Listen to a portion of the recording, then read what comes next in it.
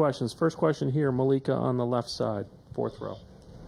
Jayson, you talked about in the wake of the 2022 NBA Finals how much it just sat with you and you thought about it for what it's turned out to be years until you got back to the stage. I know it's only one game, but sort of exercising those demons in game one, getting back there, getting out there, how did that feel?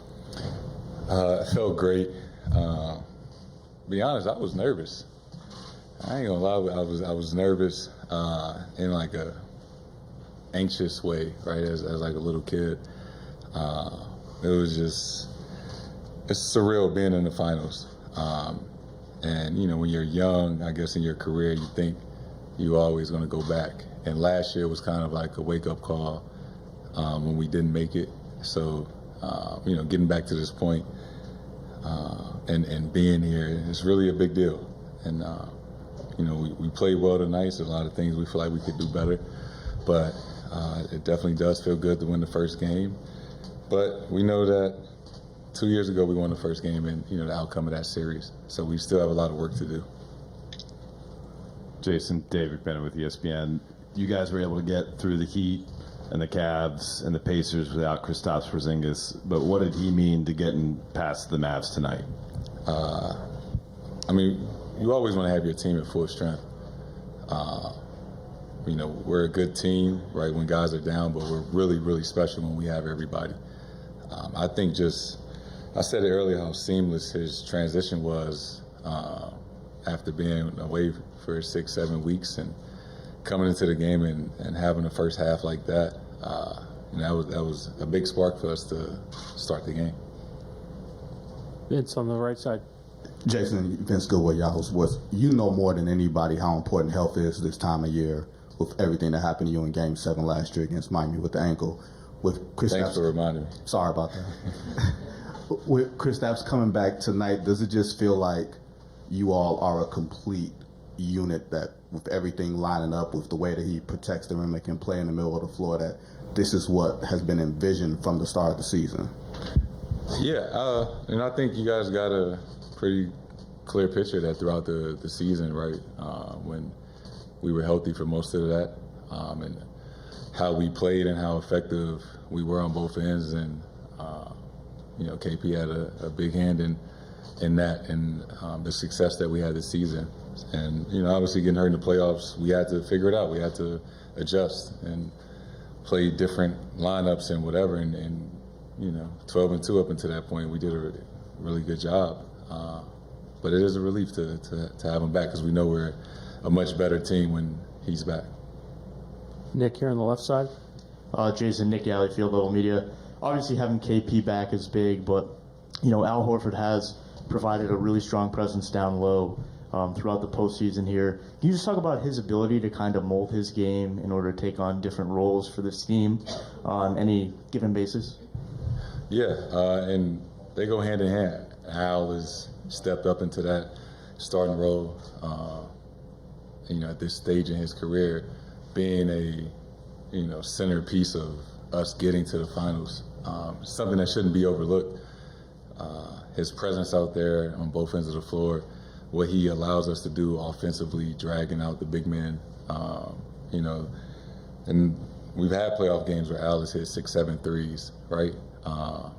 And even if he doesn't, you have to, you know, the team has to respect him as a shooter. So it just helps with our spacing. So can't give Al enough credit for the impact that he's had on his playoff run. Melissa, left side, fifth row. Hey, Jayson. What has impressed you the most about the way Jaylen has used all of the criticism that he's received over the years and all of the doubt he has received over the years as motivation to become the player he is today? Yeah, I think, you know, when you look at JB, somebody that has really worked on his craft year after year to just become a better player. I think you can tell by the way that the game has slowed down for him and the way he's making reads on the offensive end. And that doesn't happen just overnight. It's a process, and I've seen it. I've seen the work that he puts in and watching film and things like that. So it's special to see when guys put in the work and it translates to on the court. Jared, back left. Jared Weiss, The Athletic. Got more Jalen questions. He really was a big part of the response of their big run in the second half, doing it on both ends, being hyper aggressive at the rim on both ends. How have you seen Jalen really grow into like knowing like when's the moment for him to bring that aggressiveness and that energy, and how does that change the game in the big ones? Yeah, I think just being his teammate for 7 years, you know, we've been in so many big games. We've been in so many big moments.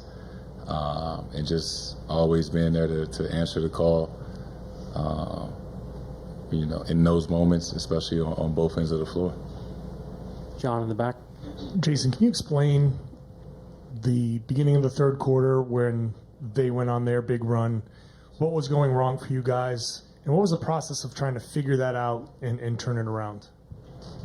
I think our offense got a little stagnant, and it had a lot to do with our spacing. They kind of put us in some bad ways on offense, which kind of threw off our spacing and slowed us down. And, you know, they started to get stops and running in transition. But, yeah, that's part of it. They're going to make shots. That's a really good team over there. And we just did a great job of responding in real time after Joe called that timeout. They cut it to 8. You know, we came to the bench and talked about it, executed, made plays, and took the lead back up. Standing in the back. Jayson, Valeria Rubino, Todo Deporte and BBC. Considering what's at stake, how do you manage to use responsibility and pressure to your advantage and keep playing, having fun on the court, doing what you love and living the dream? Just staying present, staying in the moment. Like I said, I was in a positive way. I was nervous before the game. I was like a kid, first day of school. You know, I know how exciting and big of a deal all of this is. So just finding a space to enjoy the moment and have fun playing basketball.